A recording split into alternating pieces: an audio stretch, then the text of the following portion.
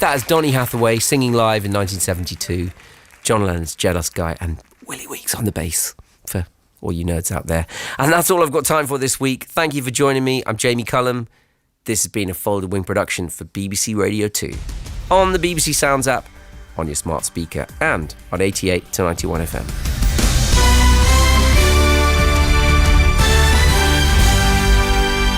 BBC News at 10 o'clock, this is Justine Green.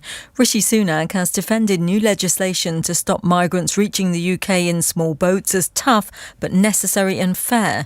Under the plans, asylum seekers who cross the channel will be detained, removed and blocked from returning. There will also be a cap on the number of people granted asylum.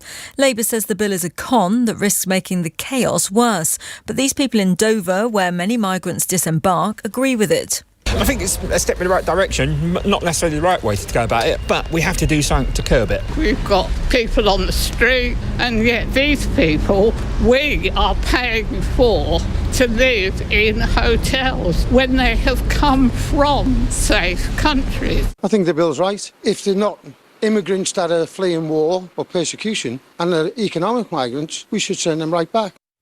The RMT union has suspended its strike action at Network Rail after receiving a new pay offer from the company. The union hasn't revealed the details of the offer.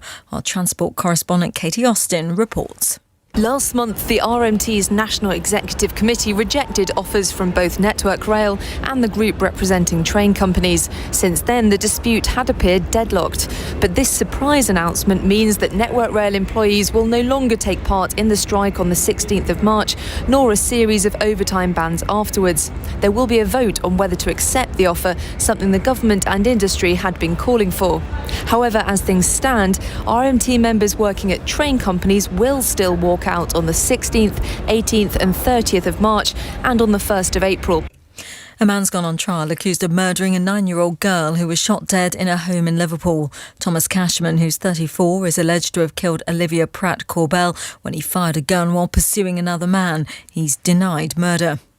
England's Children's Commissioner has said a huge number of pupils are missing school on Fridays because their parents are at home. Dame Rachel de Souza told MPs that the trend didn't exist before the pandemic, but attitudes had changed because of online learning and working from home. The government said it was providing help for regularly absent children. The organisers of the Eurovision Song Contest have congratulated fans who've managed to get tickets to this year's competition in Liverpool after they sold out in 90 minutes. Demand was high as people across Europe queued online in the hope of securing a spot at any of the 9 performances. Marie Smith met her partner Michael through their mutual love of Eurovision. They've managed to get tickets for 2 of the shows. We're part of the UK fan club and we entered a ballot, and it depends on how you come out of it as to whether you're given the opportunity to buy the ticket. Michael came 113th out of the hat, which means he's managed to get both of us tickets for the live semi-finals and also the final. And the weather, rain and snow in the south, elsewhere very cold but clear. That's the BBC News. It's 3 minutes past 10. 1, 2, 3, 4, 5, 6, 7, 8. It's Trevor Nelson's Magnificent 7. Thank you, Jamie Cullum. Welcome, everybody, to the Magnificent 7, Tuesday night's edition of the Rhythm Nation with me, Trevor Nelson. You know how we start the show.